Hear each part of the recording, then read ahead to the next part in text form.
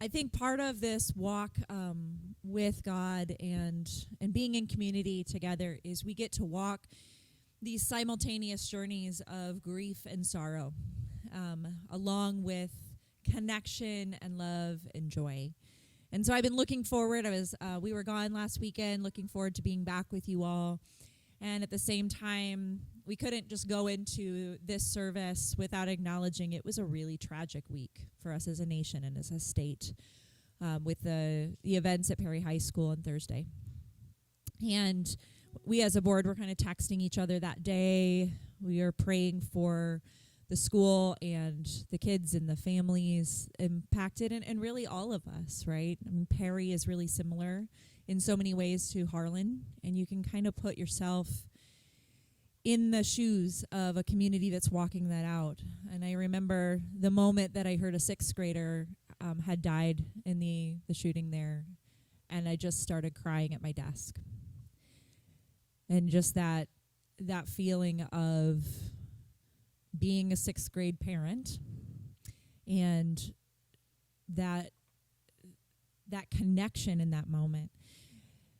One of the things that I think came out of that as we were processing that and planning for this morning was coming back to this idea of lament. And we've talked about that as a church family before, that there's nothing we can do to fix the sorrow of the events of this week.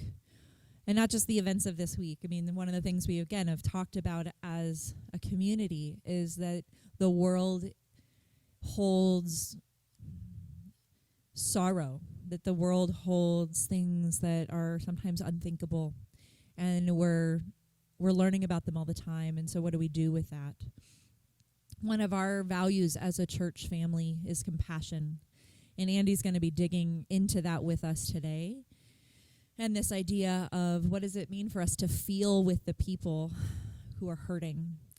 So I wanted to start just reading from John chapter 11. And this is when Mary and Martha had reached out to Jesus to tell him that Lazarus was very sick.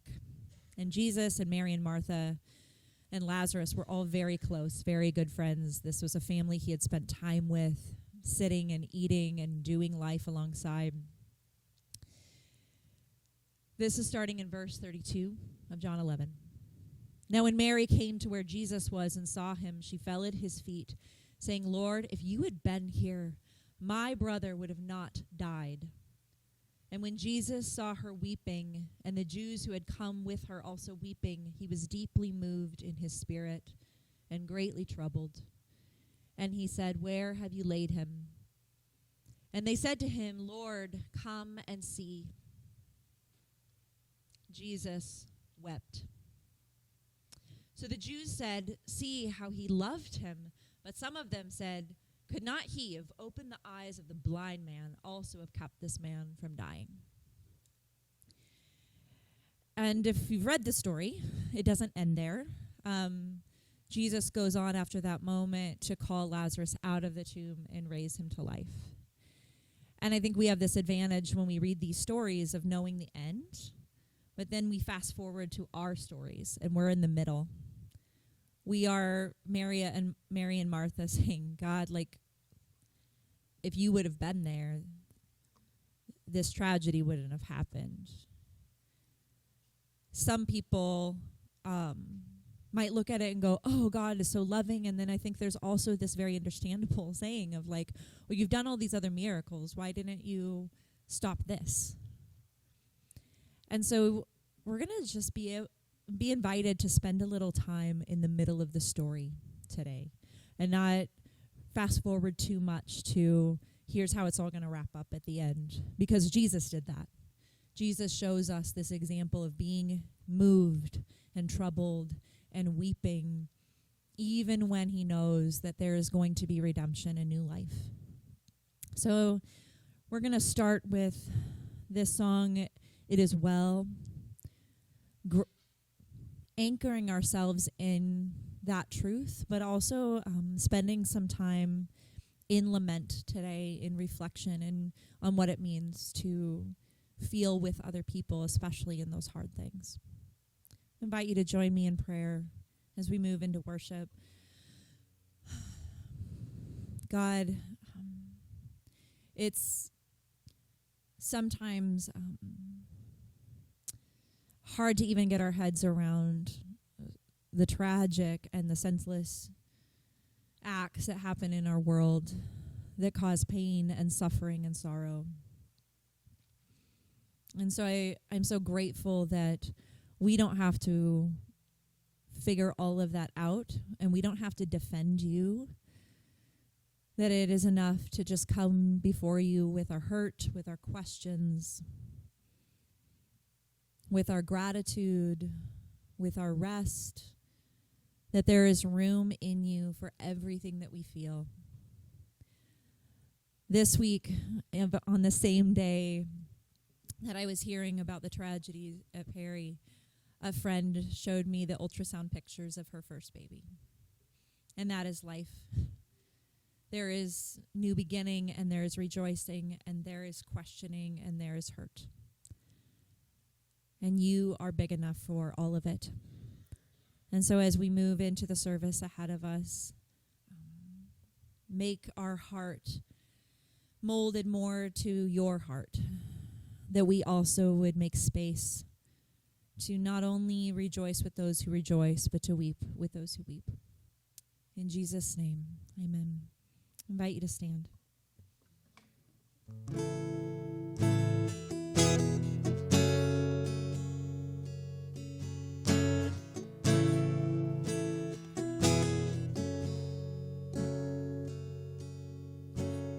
Grand earth is quake before, moved by the sound of his voice, seas that are shaken and stirred can be calmed and broken for my regard.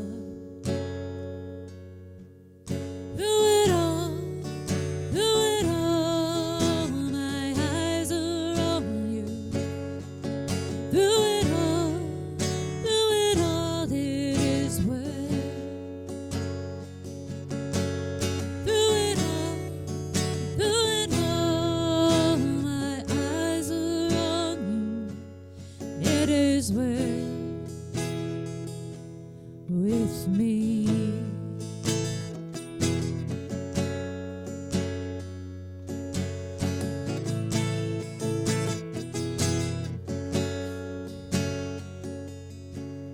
far be it from me to not believe, even when my eyes can't see, and this mountain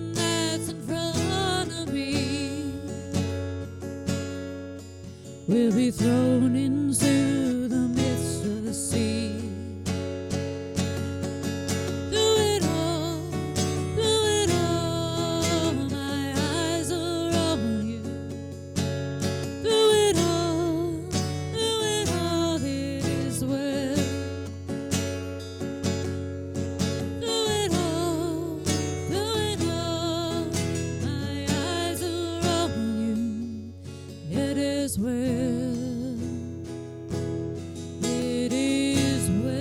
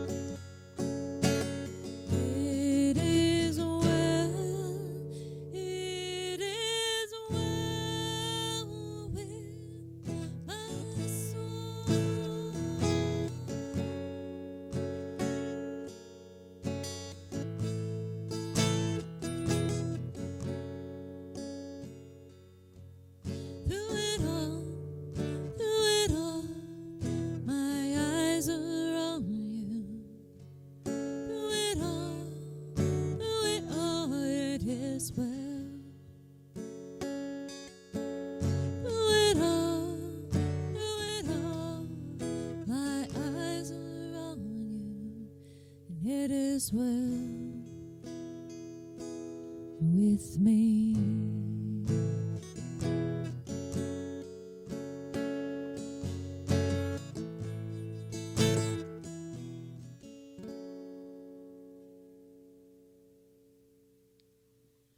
I want to share something that a friend of ours wrote this week. His name is Tom Early. He's an Episcopal priest. Some of you might know Tom. He's from here. And I just thought his words really captured this feeling that I had really well, and maybe would be helpful for more of us. After today's tragedy in Perry, many will be quick to offer thoughts and prayers. I'm not a professional thinker, but I do pray a lot. And I have found that prayer is neither a balm for my discomfort nor an insulator from harm.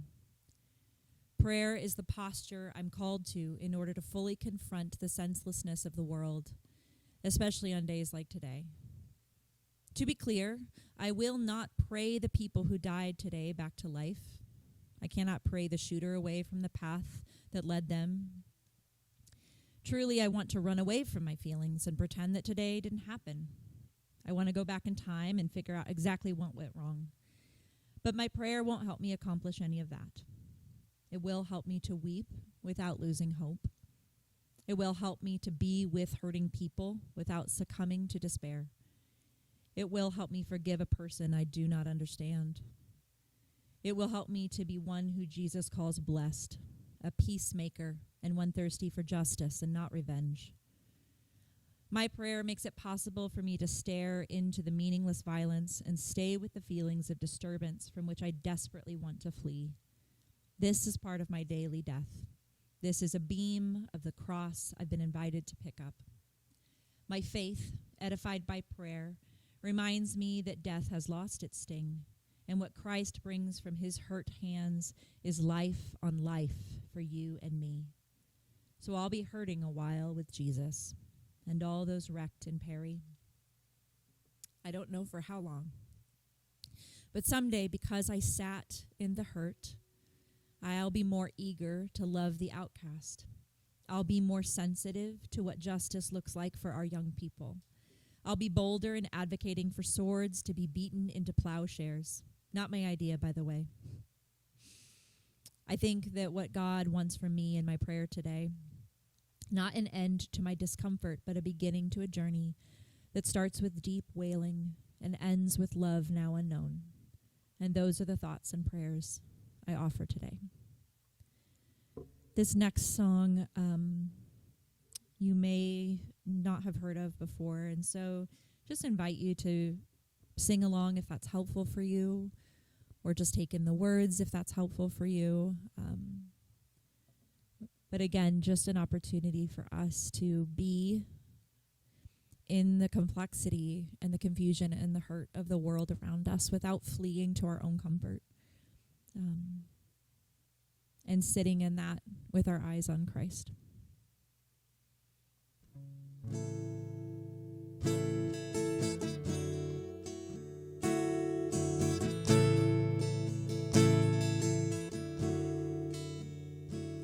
You remember how Mary was grieving, how you wept as she fell at your feet.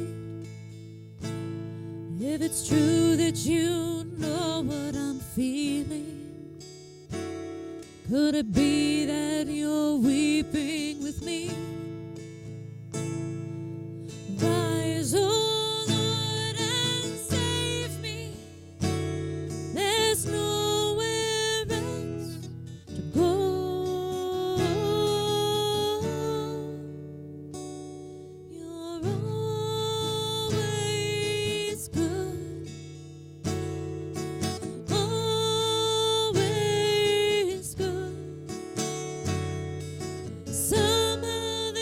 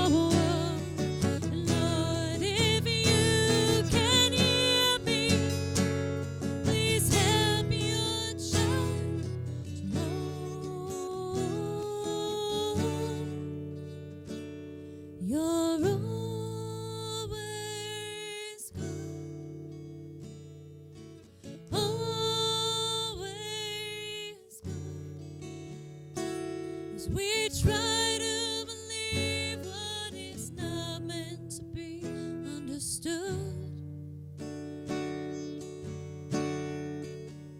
Will you help us to trust your intentions for us are still good?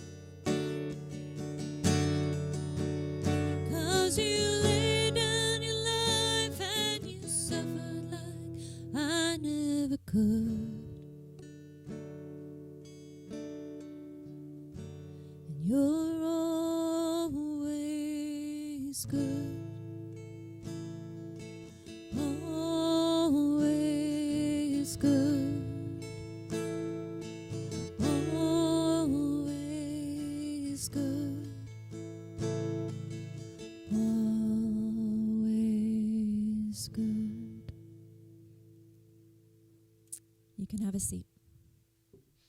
One of the things as we were kind of processing some of the things that happened this week and just some of the bigger things that are just happening all around us all the time is in a reactionary, polarized culture that we find ourselves in.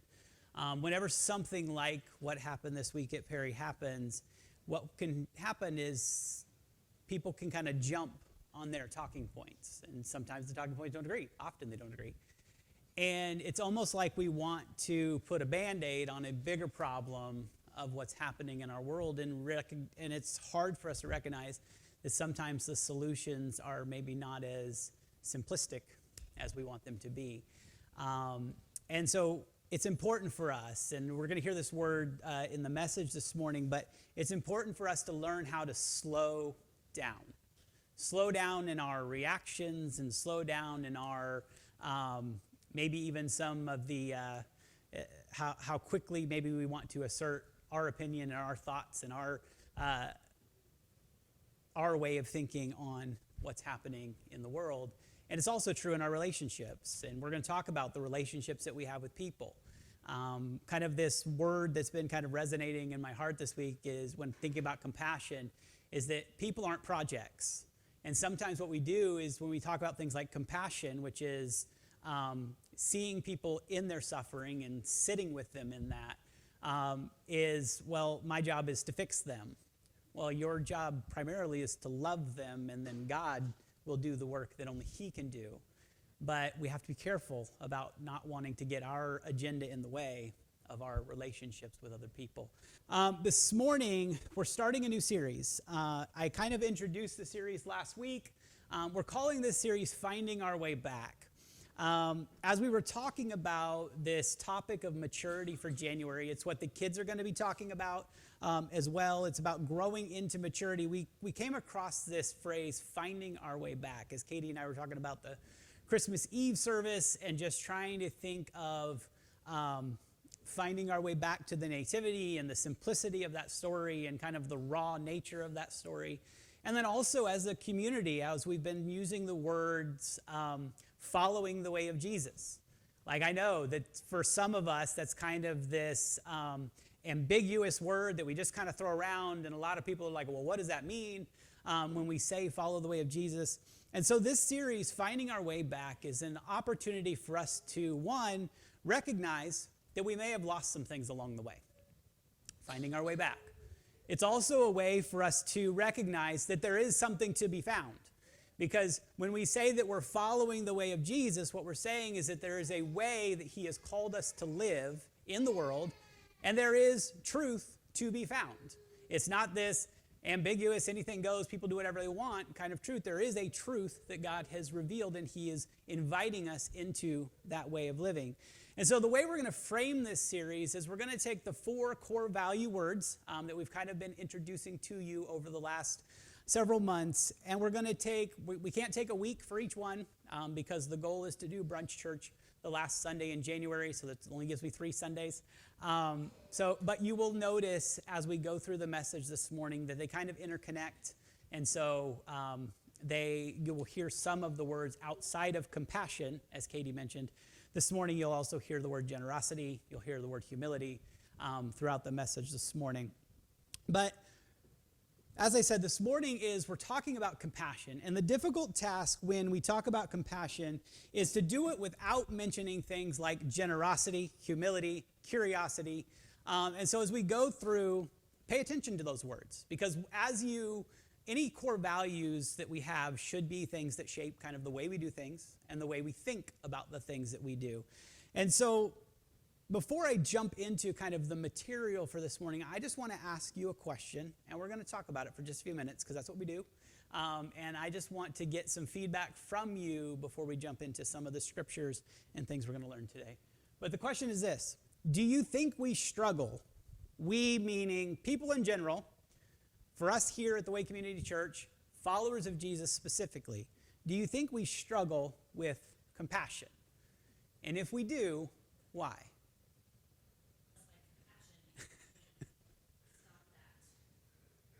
Yeah. Yeah. Well, and that's part of the slowing down.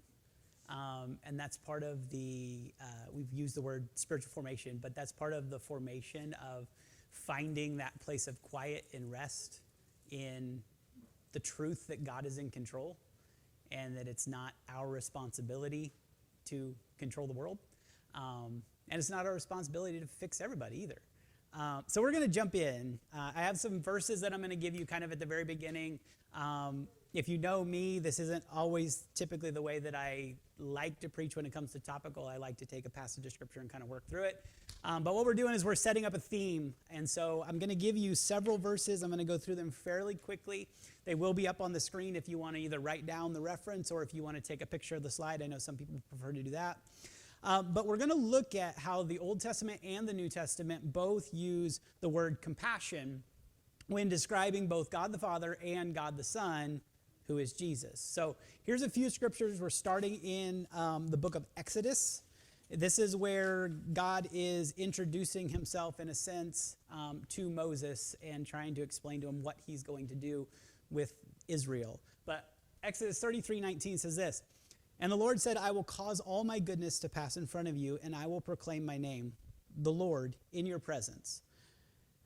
I will have mercy on whom I will have mercy, and I will have compassion on whom I will have compassion." In kind of that same encounter with God, it reads this way: "And he passed in front of Moses proclaiming, the Lord, the Lord." Some translations would say, I am, I am. Some translations would say, I am the Lord. That's one of those Hebrew words that they've tried for a long time to figure out what to do with. But the Lord, compassionate and gracious God, slow to anger, abounding in love and faithfulness. And that phrase, compassionate and gracious God, slow to anger, you're going to see that over and over again in these verses that we're going to look at. Psalm 86:15.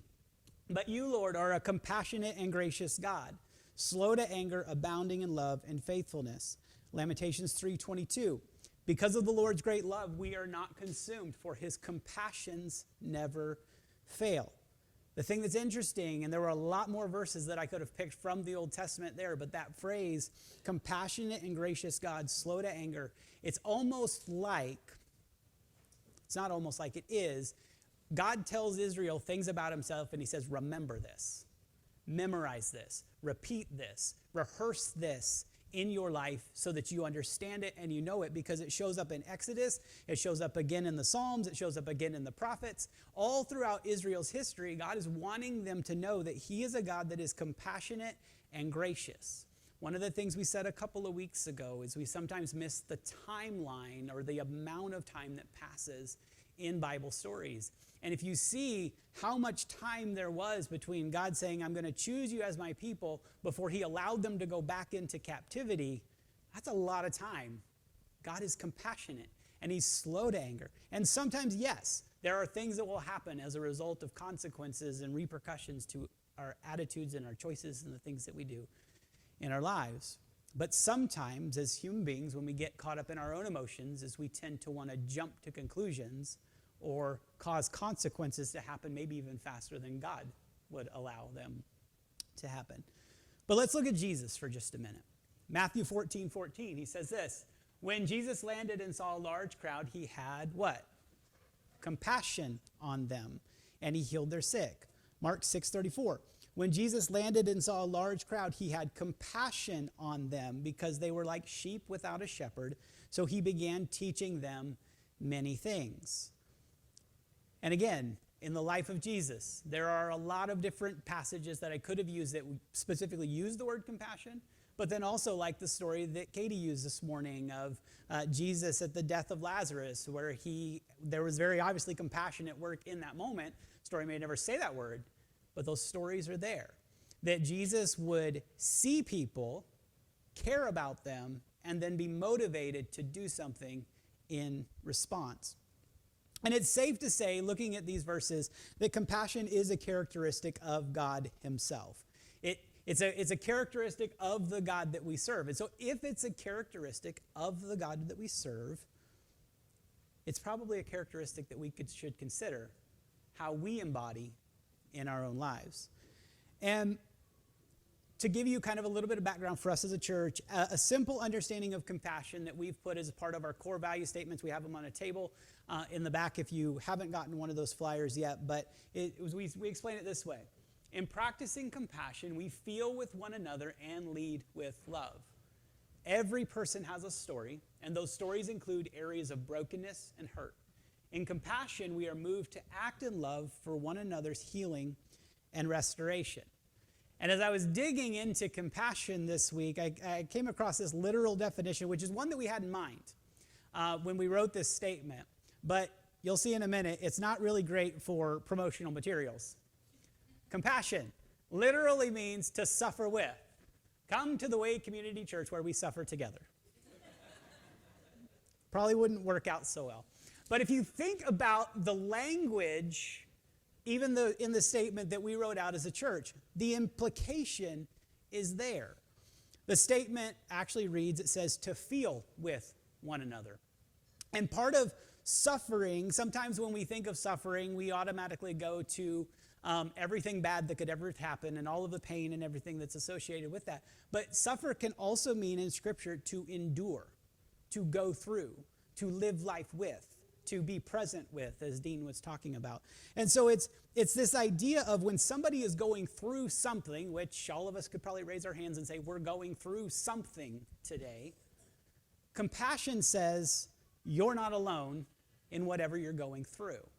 And to me, that's a pretty good way to look at church community. Because one of the things that they will say about life in general is if you're either in the middle of something, you're maybe starting to emerge from something, or something is coming.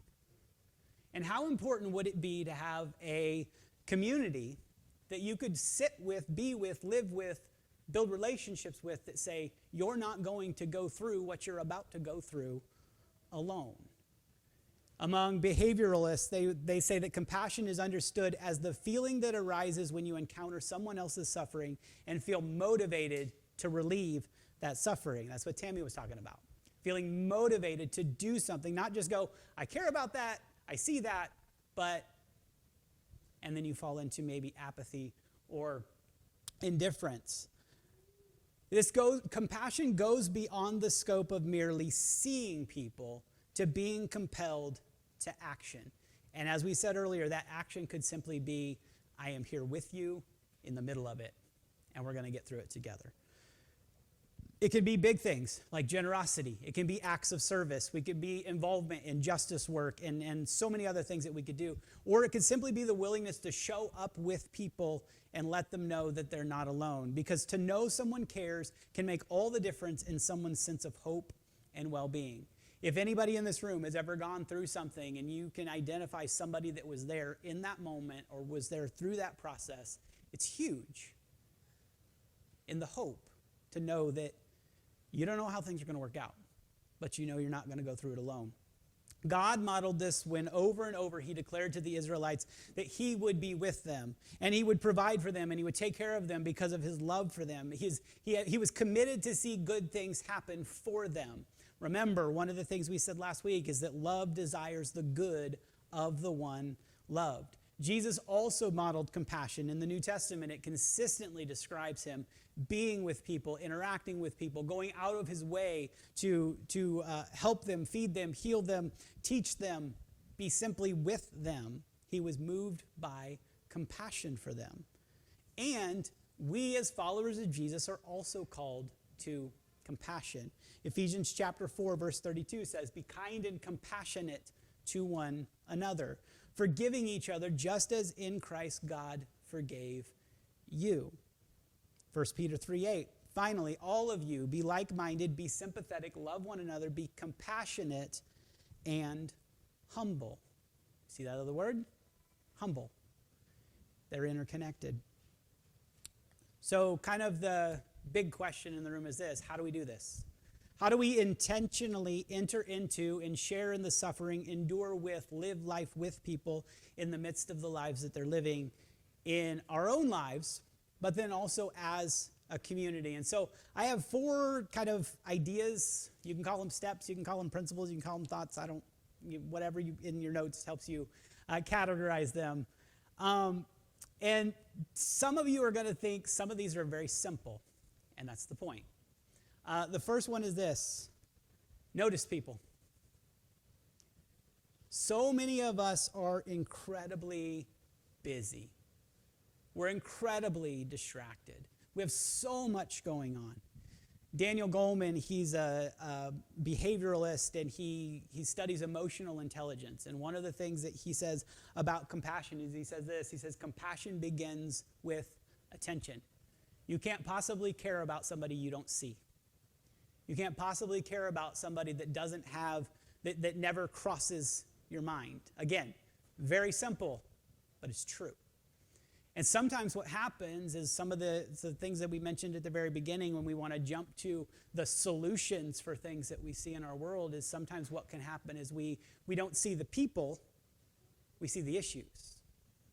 We don't see the families that are struggling, kind of like the thing that Katie read a little bit ago about, also recognizing that there are the people that are affected by what happened at Perry, and then there's also the family and the people connected to the person who did the action at Perry, and recognizing that it's bigger than that, and also recognizing that in the midst of that, there are people that are going to use it for their own agendas and their own lives. And so there are a lot of people involved in a lot of the issues that sometimes we want to make cut and dry. And then also to take it on kind of a more micro level. You encounter people every single day. You encounter people every single day that may not have the same hope that you have, the same faith that you have, that may not have the life that you have. And I just ask the question, how often do we notice the people that we walk by every single day? And I can tell you, I'm an introvert. It can be exhausting to try to recognize and notice every single person that you come in contact with. You can drive yourself crazy doing it. Especially if you're somebody that's empathetic and, like Tammy said, you want to fix everything for everybody, then you can just feel overwhelmed, and it can cause you to shut down and go, well, I can't help everybody, so why help anybody? Or I can't relate to everybody. Katie and I before service we were talking about Bob Goff, and he's got a book out that's called Everybody Always. And I don't know about you, but just that title to me sounds exhausting. Everybody Always. But if you know anything about Bob Goff, he is this high extrovert, loves people, never met a stranger, and so he just postures his life that way. And what I can do is I can go, well, I'm not him, so I can't do that. And I can kind of opt out and go into apathy or indifference, or I can say, just because I can't notice everyone does not exempt me from being willing to notice some people. And that's where the posture of prayer and the posture of just going, God, who have you placed in my life for me to notice? I can't help everybody. I can't even be present with everybody. I don't have enough time in my day, but there are people. Help me to notice them. That's kind of the first line of beginning to develop compassion, is noticing people. Number 2 would be this: care about people. Because again, you can see all kinds of people. But the question is, what's the next thing that comes through your mind once you actually see them? Sometimes, as we talked about at the very beginning when we said we struggle with compassion, sometimes it's more like judgment or cynicism or criticism, or because of what we see, we all of a sudden know everything that there is to know about them, and so we don't move to compassion. We don't move to caring about people. It's one thing to see other people as they are. It's a step further to be willing to feel with them where they are, to actually have compassion. And this is something that God can give us for other people if we're willing to be available to care. And at this point in the conversation or in the relationship or in just seeing people in general, you may not know much about their story. In all likelihood, you probably don't. But what we have to do is we have to be willing to resist assumptions about their story. That's where the value of curiosity starts to creep in. But there's enough that maybe you've seen and you feel something about that person that is compelling you to make space for them in your life. And I want to ask you a question, and this is not a confrontational question, this is an invitational question. Do the needs of other people grab your heart? Do the needs of other people grab your heart? And if not, why not? When we talk about compassion, and we talk about compassion being something that's a characteristic of God, and it was a characteristic of the life of Jesus, and it's something that we're called to as followers of Jesus. Do we find moments, and again, it's not that you're going to all of a sudden, some people use the term bleeding heart, but it's not like that you're going to become a bleeding heart, that everybody, you're going to be broken about everything that's happening in the world. I'm not saying that. But if there is never something that moves your heart to care about the needs of somebody else, why? Is there something getting in the way? And that may be the work of formation, spiritual formation, that needs to happen in your life. Because there can be all kinds of reasons why caring about the needs of others can be difficult for us. And I'm sure we'll talk about those in our conversation at the end of the message. But compassion begins with caring about people, noticing them and taking an interest in them, not as a project, but as people who matter.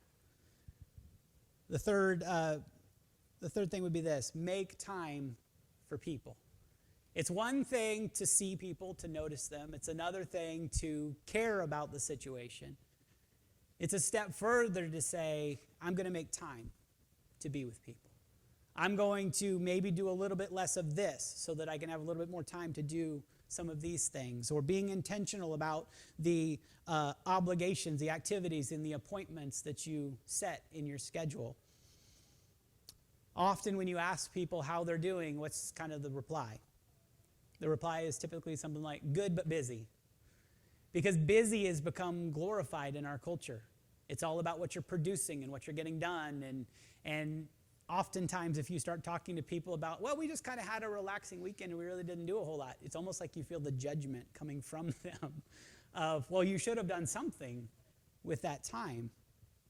But it can be difficult if we're so busy and our schedules are so jam-packed, it can be difficult for us to be available when something does come up. This is the reactionary or the responsive side of compassion. Being willing to, in the moment, make time for people. That's where you're having maybe even after church, you have a conversation with somebody and you have a choice. Do you move on to the next thing that you're going to do, or do you pause for just a moment, make space, make time? But if our schedules are so jam-packed, it's really hard. The intentional side of compassion is to build rhythms and routines and habits in your life that actually put you in the same place with people. Mike Clarensaw, he wrote a book called From Belonging to Believing. And one of the things that he said when he was starting to try to create relationships with people in his life is he felt like God told him to show up at the coffee shop, notice people, smile at people, and if you have the opportunity, talk to people. He's like, and I will tell you that at the very beginning, that felt incredibly unproductive. But it was about putting himself in the same place where people are, where you know you're going to encounter people. It may look like this. It may look like going to a restaurant and trying to make sure that you get the same waitress person or serving staff every time you go. In a small town, it's a little easier to do that.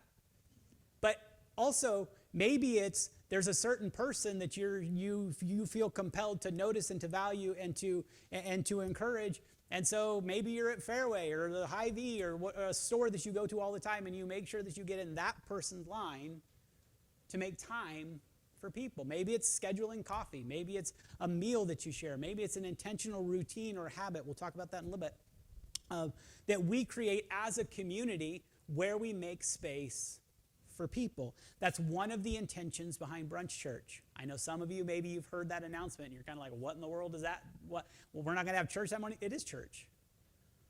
It's church if you get together with people that have a common goal and a common interest of Jesus, and we're trying to learn to live this life together. And sometimes that happens in rows looking forward at me. Sorry about that. And sometimes it happens in conversations at a table. And what it does is it gives space and opportunity for you to talk to some of the people that maybe you haven't talked to before. Maybe you've wanted to. But maybe you're one of those people that you say, my schedule's really busy and I don't have a lot of time. And so we want to create a space here for you to be able to do that. And so the last thing that I'll give you, and then we'll kind of go into some conversation, is this. So far we've done this. We've said notice people, care about people, and make time for people. And then it's kind of like, okay, I did that. Now what do I do? And I would just tell you this. Encourage them and help when you can. Encourage them always. Be a source of life-giving hope for people. And when the opportunity arises, when it's right, help when you can. You may not always be able to help. It may be beyond your scope of being able to help. One of the things that we said earlier is that sometimes simply being there for people can be a spark of hope for them in the midst of their circumstance. Something as simple as a kind smile or a listening ear or a shared cup of coffee can be huge for people to know that they're not alone. And sometimes in a person's specific situation, encouragement may be all that you can do. You may not be able to fix it. You may not have the resources. You may not have the know-how. It may be bigger than you. But is compassion motivating you to let them know that they're not alone in the midst of it? And if you can do something to help, maybe it looks like giving, maybe it looks like serving, maybe it looks like investing your time and resources to make a difference in their everyday experience. St. Augustine, describing love, he said it this way. He said, what does love look like? It has the hands to help others. It has the feet to hasten to the poor and the needy. It has eyes to see misery and want. It has ears to hear the sighs and sorrows of men. That's what we're talking about today. That is what love looks like. And this is where, when it comes to compassion, that things like generosity and justice can begin to enter the conversation, where we actually begin to use our gifts, our talents, and our resources in order to step into and care about the struggles of others, doing what we can when we can to help them. It's also where we need discernment, because not every problem is ours to solve. Again, you can exhaust yourself trying to do everything for everybody. It could be that the issue that somebody is facing is bigger than us, bigger than we're able to do anything about. Maybe it's the collective community. We talked about the things that we did for the Adopt-A-Family thing around Christmas. That took the collective work of the community. Not one individual did that. It could be that there's a service within our local community that could help them that maybe they just don't know about or don't have access to, or need somebody to help advocate for them to find it. It could also be, as was mentioned earlier, a matter of personal responsibility that you can encourage, but at some point there may need to be some steps taken by the individual that you can't fix. And it's in that place that we wrestle with this question: how can I be a faithful, encouraging presence even while having healthy boundaries? And yet I still even wrestle with that question, because we're called to love. Love doesn't always mean fixing the situation, but love never fails either. Carmen Joy Imes, she's an Old Testament scholar. She studies the first 5 books, and if you know anything about the first 5 books of the Bible, we need a lot of help with those. There's a lot of stuff in there that's hard for us to relate to, but when she was looking at the community that God was trying to build within the principles of the law, she came to this conclusion. She said, the law envisions a different kind of life, characterized by self-discipline and self-giving love. Imagine a community where every member actively worked to love and protect their neighbor. Think about that. What if you could know every time you step into this room that every other person in this room has your best interest at heart?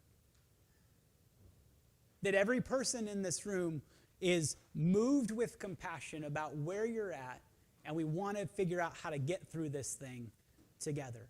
How would that change the way people walk into this room? I think some of the reasons that we're so guarded sometimes within community is because we don't really know that everybody's got our best interest at heart, or that people are in our corner. And so I want to personalize this for just a little bit. We said notice people, we said care about people, we said make time for people, and we said encourage and help when you can. I'm going to give you some questions, and then we're going to have some conversation, and we're doing fine on time. Here's some questions.